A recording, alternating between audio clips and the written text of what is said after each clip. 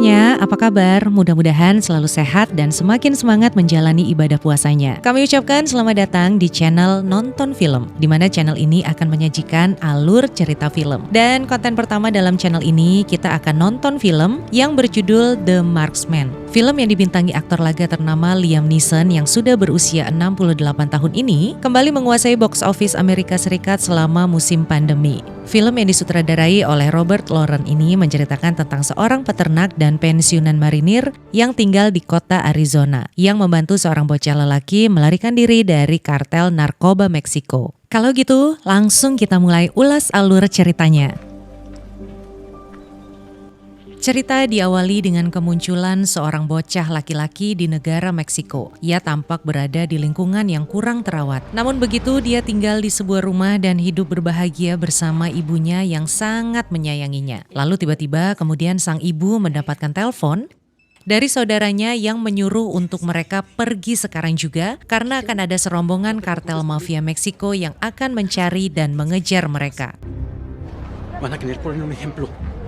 Lalu scene berpindah tempat yang memperlihatkan kartel mafia ini membunuh orang yang menelpon tadi, yaitu Paman Carlos, dikarenakan orang tersebut telah mencuri sejumlah uang milik mafia ini.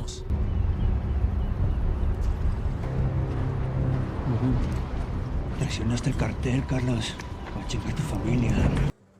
Lalu cerita berpindah tempat ke kota Arizona, di mana di sini ada seorang kakek tua bernama Jim Henson. Kakek Jim ini adalah seorang mantan sniper marinir yang memiliki peternakan di perbatasan antara Arizona dan Meksiko. Sehingga ia sering melakukan perburuan untuk mencari penghasilan. Karena peternakannya dekat dengan perbatasan, maka ia sering melihat upaya penyelundupan imigran gelap asal Meksiko dan hal ini selalu ia laporkan kepada pihak kepolisian setempat. Dan ternyata kakek ini juga punya masalah besar, yaitu ia memiliki hutang yang banyak dengan pihak bank. Yang jika dalam 3 bulan ke depan ia tidak membayar, maka peternakannya akan dilelang. Karena punya utang di bank, pusing lah ya kan si kakek Jim ini. Yang akhirnya ia mencari uang ke sana sini agar peternakannya tidak disita bank. Mulai dari mencoba untuk menjadi buruh bangunan dan juga mencoba menjual hewan ternaknya. Tapi tetap aja uangnya masih kurang dari yang ia perlukan. Karena lagi ruwet, akhirnya si kakek Jim minum-minum ke sebuah bar. Dan di sini ia bertemu dengan anak dari almarhum istrinya atau anak tirinya yang bernama Sarah. Sarah di sini bekerja sebagai seorang agen kepolisian setempat. Setelah ngobrol lumayan lama, Sarah mengantarkan si kakek yang sudah mabuk ke rumahnya. Terlihat di sini Sarah begitu menyayangi bapak tirinya ini. Lalu scene berpindah tempat ke gurun gersang yang ada di Meksiko. Di sini memperlihatkan wanita yang ada di awal film tadi bersama bocah laki-laki yang mencoba melarikan diri dari kejaran mafia kartel dengan cara menyeberangi perbatasan. Dan di saat bersamaan, sang kakek juga ada di tempat tersebut. Namun malangnya di sini ibu dan anak ini ketahuan dengan para mafia itu. Yang membuat ibu dan anak ini lari tergesa-gesa menerobos pagar. Sehingga membuat kaki sang ibu terluka akibat tersangkut di besi pagar. Duh, sakitnya kayak apaan ya. Setelah mereka berhasil melewati pagar, secara tak sengaja kakek Jim hampir menabrak mereka. Lalu tak lama sang kartel mafia sampai dan menginginkan ibu dan anak tersebut untuk dibawa kembali ke Meksiko. Namun tentu aja sang kakek tidak menyetujui.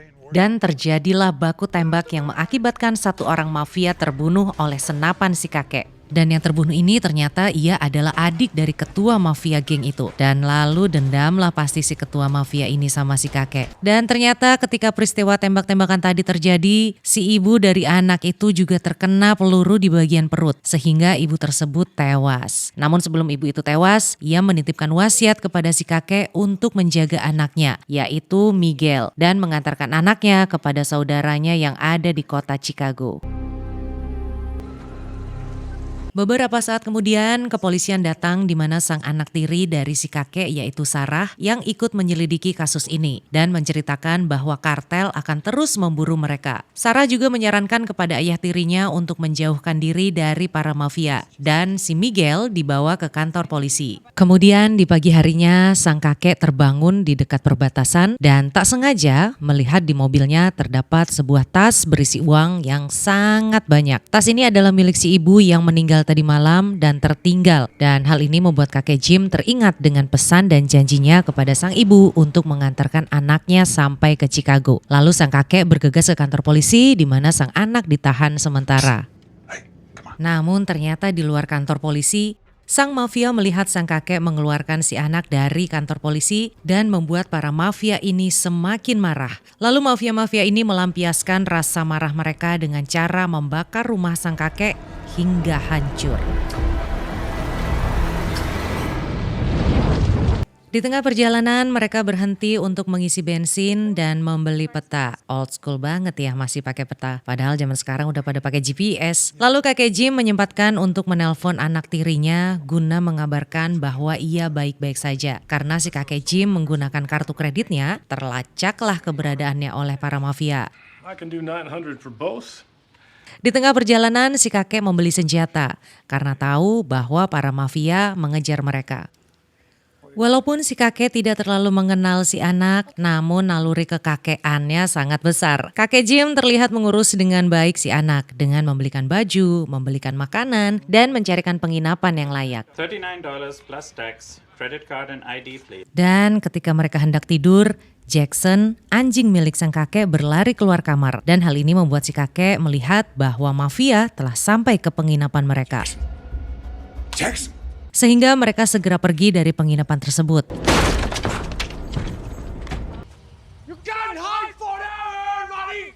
Namun sayang, si Jackson tidak sempat dibawa sehingga ditembak mati oleh para mafia. Sang kakek hanya dapat membawa jasad Jackson dan menguburkannya. Dan lalu kakek Jim mengantarkan Miguel ke gereja untuk mendoakan arwah ibunya. Setelah selesai di gereja, mereka melanjutkan perjalanan ke Chicago. Lalu scene berpindah di mana kakek Jim mengajari Miguel untuk menembak sasaran. Namanya kakek Jim adalah sniper, jelas teknik menembaknya luar biasa. Di sini Miguel diajari mengenali bagian-bagian dari pistol, cara menarik pelatuk, menembak target sasaran, dan cara mengganti magazine. You're a natural. Press this button here to remove the magazine. Malam pun tiba, mereka beristirahat sambil ngobrol. Terlihat mereka sudah cukup dekat secara emosi, mulai saling memahami dan mulai menjalin persahabatan. Your mom's watching over. She'll make sure of that. Lalu secara bersama-sama mereka pun membakar uang milik mafia yang ada di dalam tas tersebut ke dalam api unggun. Karena uang tersebut dianggap tidak ada gunanya. Keesokan paginya, dengan hati yang bahagia, mereka melanjutkan perjalanan menuju Chicago. Namun di tengah perjalanan, sang kakek menyadari bahwa di atas jembatan mereka sedang diawasi. Tentu saja yang mengawasi mereka ini adalah penjahat suruhan mafia kartel. Sehingga kakek Jim mengambil rute melewati jalan pinggiran kota. Sang mata-mata lalu memberitahu para mafia di mana lokasi si kakek dan Miguel dan lantas mengejarnya. Tidak lama kemudian, para mafia menemukan targetnya. Kejar-kejaran pun terjadi. Si kakek pun mempercepat laju kendaraannya karena menyadari mafia semakin mendekat. Namun sayangnya mobil si kakek mengalami kerusakan dan mengeluarkan asap. Tentu saja hal ini membuat kakek Jim harus menghentikan mobilnya di tengah jalan. Lalu sang kakek bersiap mengeluarkan senapan laras panjangnya dan menunggu kedatangan para mafia. Karena si kakek mantan marinir, ya jelas aja dong tembakannya jitu dan tepat mengenai kepala sopirnya si mafia. Goyang dombret lah itu mobil ya kan? Gak pakai lama lalu tembakan kedua dilepas oleh kakek Jim. Wow, langsung mental ke atas dong itu mobil lalu berguling-guling di tanah hanya dengan satu peluru. Luar biasa ya kakek Jim. Tapi ya namanya juga penjahat ya kan, emang susah matinya. Sudah luka-luka cukup parah dan berdarah-darah. Jalan pun sudah sempoyongan, masih aja hidup dan malah balas menembaki mobilnya kakek Jim. Karena diserang balik, lalu kakek Jim dan Miguel lari ke gudang penyimpanan jerami yang ada di sekitar situ untuk bersembunyi. Tak lama kemudian, sang mafia kartel langsung mengejar mereka. Melalui jendela yang ada di bangunan itu, kakek Jim mulai memasang ancang-ancang untuk mencoba menembaki mereka. Dengan disanggah oleh sebuah alat penggali lubang, kakek Jim mulai membidik para mafia dengan senapannya. Tumbanglah satu orang komplotan mafia ini dan membuat dua orang mafia lainnya membabi buta menembaki ke arah bangunan tempat persembunyian mereka.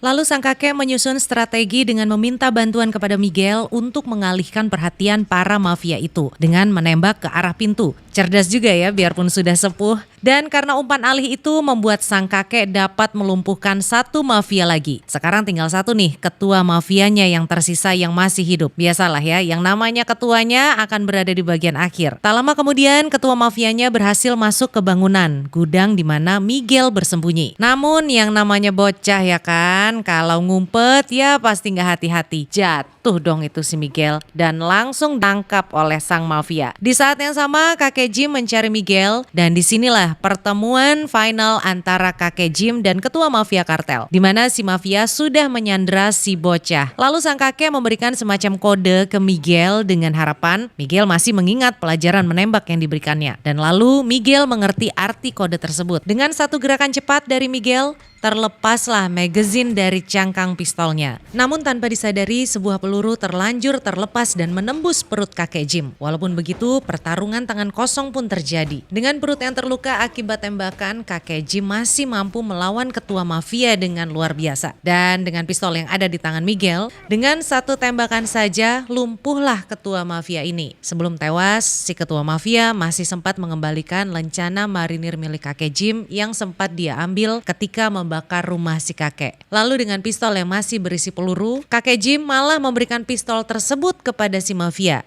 Katanya disuruh membuat pilihan. Now you have a choice.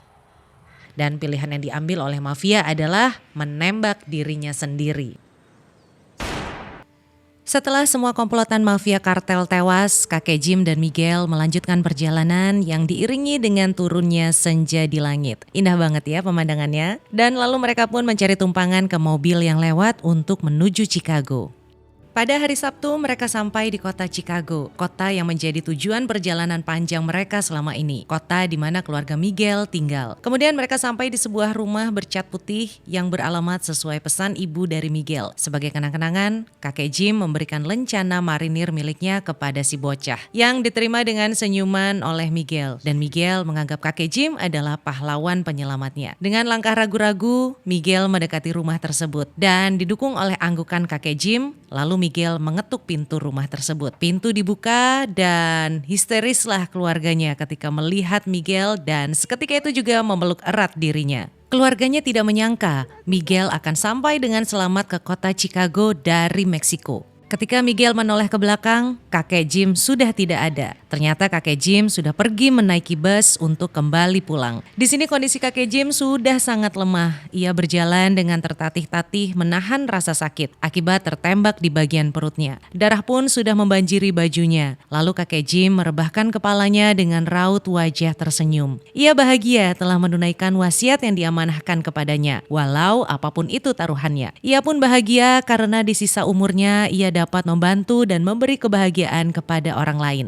Lalu perlahan-lahan matanya pun tertutup dan film pun selesai.